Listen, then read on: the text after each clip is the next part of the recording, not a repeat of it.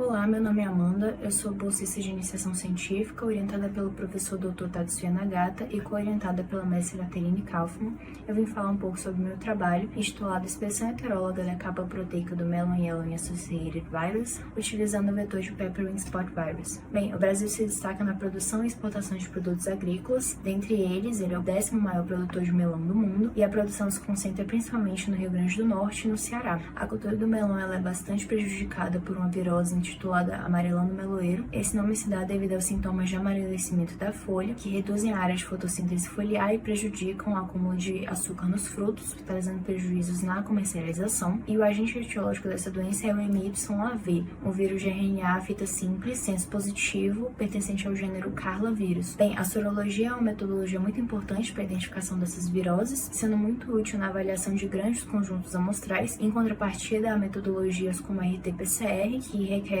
maior cuidado na preparação de amostras, e isso pode ser não vantajoso em um grande número de amostras. Entretanto, na sorologia, há necessidade da geração de anticorpos específicos ao patógeno, e isso pode ser feito a partir de vírus purificados. Entretanto, nem sempre é possível realizar a purificação viral, e nesse sentido é muito interessante a utilização de vetores virais que permitem a expressão heteróloga de genes de interesse, entre eles, por exemplo, antígenos virais. Nesse sentido, o objetivo do trabalho foi realizar a expressão heteróloga da capa proteica do MYAV em plantas, utilizando o vetor PEP-RSV, e a purificação dessa proteína para posterior uso para a geração de antissoro policlonal para a detecção do MYAV. Na metodologia foi realizada a amplificação tanto do gene da CP quanto do vetor viral por PCR, e a união dos fragmentos foi realizada por Gibson Assembly, e o produto foi introduzido em células de Escherichia coli, que foram crescidas em meio LB com conamicina, e a confirmação da clonagem foi feita por PCR de colônia e sequenciamento Sanger. Em seguida, foram transformadas células de Agrobacterium tumefaciens com a mesma construção, que foram crescidas em meio LB3, e em seguida houve a agroinfiltração dessa solução bacteriana em plantas de nicotina bentamiana na parte abaxial das folhas com uma seringa sem agulha. Após 4 dias, as folhas foram coletadas e a produção de proteína foi verificada por SDS-Page e Western blot. Em seguida, foi realizada uma agroinfiltração a vácuo com o objetivo de aumentar a superfície foliar para a produção de proteína. As folhas foram coletadas e a purificação foi realizada com uma coluna de níquel por cromatografia de afinidade, com a RIS-tag inserida na construção da porção terminal. Foram realizados testes de lavagem e eluição com diferentes concentrações de imidazol, que é um composto importante na afinidade entre a proteína e a matriz de purificação, e a análise da purificação foi feita por SDS-Page, Western blot e coloração com nitrato de prata. Os resultados, a gente tem que a amplificação dos produtos por PCR foi eficiente e foi de acordo com os tamanhos esperados, de acordo com os desenhos do primer. Na figura A1 e 2, é possível observar os fragmentos do backbone do vetor viral, em 3, o gene da CP do MYAV, e na letra B a gente tem o PCR de colônia que foi realizada, mostrando uma alta eficiência de transformação em que os 10 clones selecionados tiveram o tamanho esperado, referente à região da clonagem, que também foi confirmada por sequenciamento Sanger, como ilustrado na figura ao lado. Em relação às análises de Western blot com anti-RIS-tag, na primeira imagem é possível observar que após a primeira agroinfiltração foi verificada a expressão correta da proteína com a massa molecular estimada em sílico de aproximadamente 40 kilodaltons. Entretanto, na figura ao lado é possível verificar que no processo de purificação houve uma dificuldade em manter a proteína agregada à matriz de purificação ao mesmo tempo que adquiria um perfil de purificação adequado, visto que a partir da concentração de 160 milimolar de imidazol, a proteína-alvo foi perdida. Entretanto, em concentrações menores, ainda havia muitas impurezas indesejadas que impossibilitariam a geração de um antissoro de qualidade com essa proteína. Na discussão, a gente traz algumas sugestões encontradas na literatura para contornar esse problema encontrado na purificação. Dentre elas, a gente tem a mudança da posição do terminal da RIS-tag ou o aumento de resíduos de histidina, a fim de aumentar a afinidade com a matriz de purificação, ou a realização de outras técnicas de cromatografia, como a RT-HPLC, que é a cromatografia líquida de alta performance de fase reversa, muito utilizada na purificação de peptídeos e proteínas, que foi utilizada anteriormente com sucesso para eliminar proteínas contaminantes em Escherichia coli após a purificação em resina de níquel. A conclusão é que o vetor viral PEP-RSV ele cumpriu seu papel em permitir a expressão heteróloga em plantas, que são um sistema de expressão muito interessante. Entretanto, são necessários maiores estudos e outros testes para aumentar a eficiência do processo de purificação e permitir a utilização da proteína produzida para a geração, por exemplo, de anticorpos muito úteis na área do diagnóstico. Gostaria de agradecer ao UNB, ao CNPq pelo financiamento e aos colegas do Laboratório de Virologia e Microscopia da UNB.